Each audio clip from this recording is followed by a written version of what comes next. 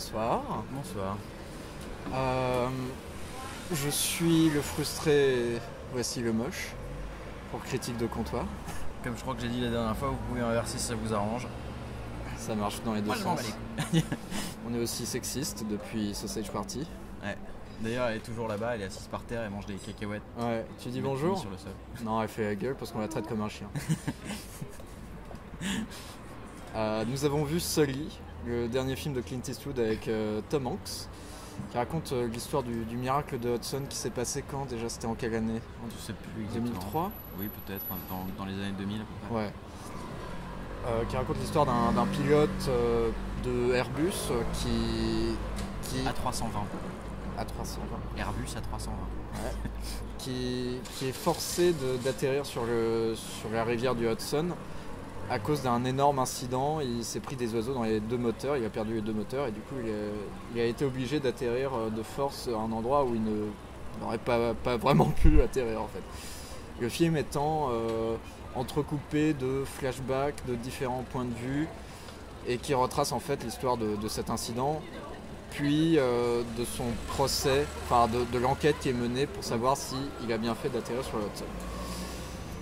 Moi j'ai trouvé ça vraiment très cool. Ouais. Mais c'est vraiment très cool.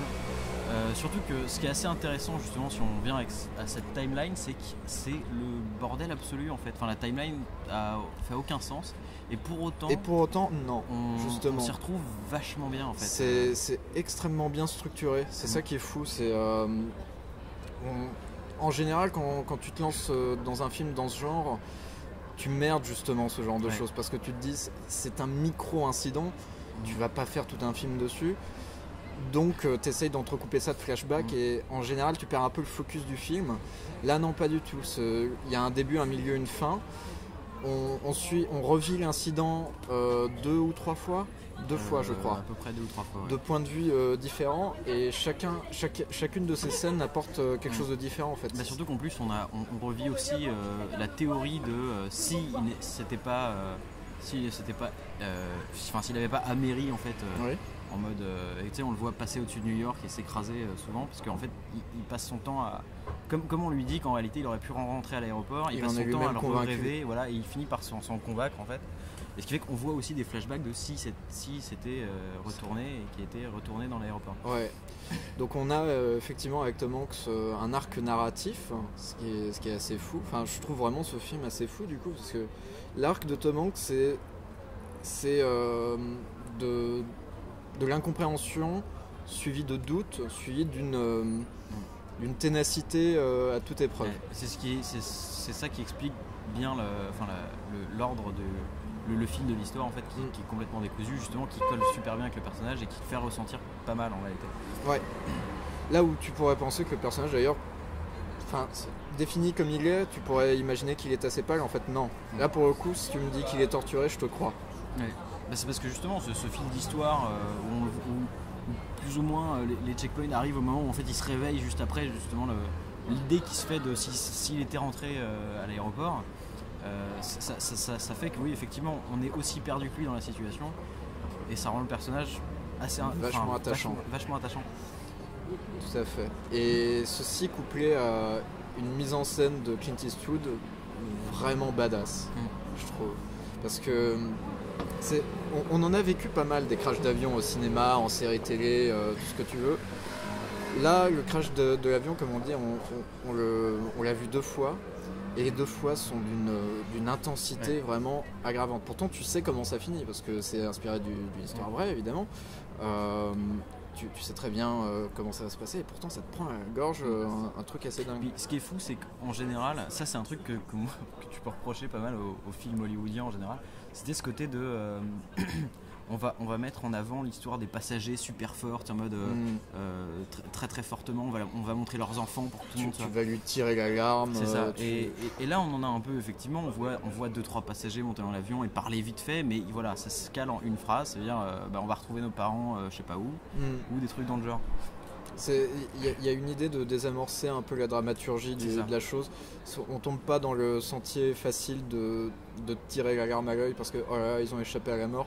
T'as ce personnage, c'est un mini spoiler, un des passagers qui appelle son père et qui lui dit non mais mec, on a atterri On est sur Hudson River, on est en vie quoi. Tu te rends compte, c'est complètement fou et c'est ce genre de choses qui changent un peu de la dramaturgie générale qu'il y a dans ce genre de film, qui détend et plutôt que de te faire chialer, parce que c'est quand même le genre de Clint Eastwood, on sent qu'il a plus envie de te mettre une tape sur l'épaule et de te dire, tu vois, il y a de l'espoir dans la vie. Et puis c'est vrai que même le héros, il est défini comme héros, et d'ailleurs au passage, faut savoir que dans la vraie vie, il est effectivement considéré comme un héros.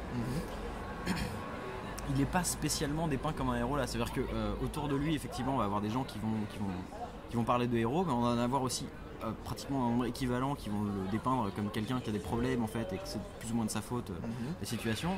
Et ce qui fait que comme lui il est en gros doute constant, en réalité on le dépeint pas comme quelqu'un de héroïquement balèze qui a été le meilleur pilote de tous les temps, que ce soit. On le dépeint juste comme un mec qui, comme il dit, qui a fait 40 ans de pilotage et qui est seulement jugé sur les 208 secondes, de crash en fait. Et il est très professionnel pendant tout le film en fait. Il est complètement en respect avec ce qu'il devrait être, plutôt que encore une fois de te tirer la larme à l'œil ou de le sentir torturé, genre mais qu'est-ce que j'ai fait, mais je suis un héros, mais comment ça se fait, je n'y crois pas moi-même. Il essaye d'être le plus pragmatique possible et c'est ça justement qui le rend attachant, c'est qu'il ne succombe pas à des émotions trop vives. C'est ça, c'est que plutôt que d'être dans ce le qui doute est paradoxal dramatique, d'ailleurs, parce qu'un personnage, c'est pas censé être ça. Mais c'est justement ça qui est assez intéressant, c'est que le personnage, clairement, on lui dit déjà à la base que en tant que pilote d'avion qui a subi un crash et un amérissage dans la Hudson River, il devrait peut-être être un peu plus tendu que ça. Ouais, quand on lui prend le pouls. Et lui il réagit en mode quoi. Est-ce qu'ils sont tous vivants? Et en fait, ce qui est assez intéressant, c'est que voilà, le fait, en plus, c'est pas quelqu'un qui va prendre le doute comme d'une manière dramatique. Il va pas le prendre, je suis torturé, je suis déchiré. Il va le prendre en mode je doute, donc on est sûr de rien, donc on continue notre chemin comme ça, et on va pas trop s'exposer sur quoi que ce soit en fait. Et ce qui fait qu'il pendant tout le film, Tom Hanks marche sur un fil en fait. Et c'est ça qui rend le truc super cool. Ouais, finalement. Carrément. Et moi je trouve ça. Une moustache quoi. Et son copilote a une moustache aussi. C'est Aaron Eckhart, son copilote, c'est double face dans Dark Knight. C'est cool de le voir. Et il y a aussi la maman dans Breaking Bad. Il y a aussi un personnage dans My Name is Earl qui est le barman. Ah mais oui. Putain, ça date. Ouais. D'ailleurs il a les cheveux gris maintenant alors qu'à la base il était jeune et tout. Ils sont tous vieux maintenant, c'est triste. Hein. Moi je suis super content. D'ailleurs l'inspecteur c'est aussi le policier dans My Name is Earl, il est chauve maintenant. Clint Eastwood aime bien My Name is Earl. Justement, je suis vraiment content d'avoir vu un film de Clint Eastwood qui me laisse pas mitigé comme ça aurait pu être le cas avec American Sniper, qui avait vraiment divisé les gens. Même quand tu regardes un film comme Gran Torino justement, ça reste un bon film, mais c'est vrai que c'est le genre de truc qui essaye de tirer l'alarme, qui essaye d'être super démago, super républicain. Là, le film est assez affirmé républicain, assez affirmé, mais pas trop. C'est ça qui est bien, on n'est pas trop dans la définition du rêve américain. Tu arrives à te transposer dans cette histoire, ce qui n'est pas forcément le cas d'American Sniper. Je dirais que tu parles du rêve américain pour le coup, mais pas tant que ça, parce qu'on parle on parle quand même d'un gars qui est à la retraite, qui est effectivement un héros, mais que la compagnie d'assurance, justement, le principe du rêve américain, essaie de baiser parce qu'ils veulent pas rembourser un putain d'A320 comme ça qui s'est plongé dans la flotte. Et donc tu te retrouves dans une situation où même si le gars a sauvé tout le monde, il se retrouve quand même sur la sellette parce que peut-être que c'est de sa faute quoi. Donc on vérifie la boîte noire machin, et c'est que justement au moment où on vérifie la boîte noire qu'on se rend compte que non, le gars il a fait tout ce qu'il a pu, qu'il a pas cherché à spécialement être un héros, mais juste à se démerder pour que tout le monde rentre en vie quoi. Donc je suis content de voir Clint Eastwood faire un film qui soit pas aussi démagogique et pas aussi républicain que les autres. Et on a pris notre pied pendant tout du long. Je n'aurai qu'une seule réserve. La fin. Réserve. Je dis pas qu'elle est mauvaise, je dis que c'est une réserve. Pour moi c'est un peu dommage parce que le film finit un peu tout d'un coup. Là où en fait c'était tellement bien que t'aurais espéré que ça continue un petit peu. Là, j'imagine que j'aurais été ouvert à quelque chose d'un peu plus tire-larme à ce moment-là plutôt que pendant tout le film. parce que le grand final est vraiment spectaculaire et vraiment très bien délivré par tous ces acteurs. C'est vraiment chouette et ça finit un peu abruptement. Bah ça pour le coup, moi je suis pas d'accord du tout. Enfin peut-être pas du tout, mais je vais en dire que je mets une réserve dans le sens où c'est le premier film pour lequel je peux dire c'est un film qui a le cul entre deux chaises dans plein de situations diverses, c'est-à-dire au niveau de l'émotion, au niveau de l'idée en général justement du rêve américain et tout le bordel. Ouais.